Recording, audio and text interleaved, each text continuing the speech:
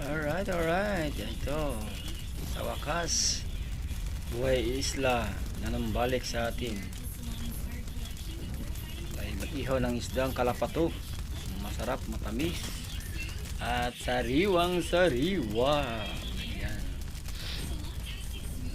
Solve ang ating hapunan ngayong gabi. With kamatis, sili, toyo, suka. Makakarami tayo ng kain ngayon. Right.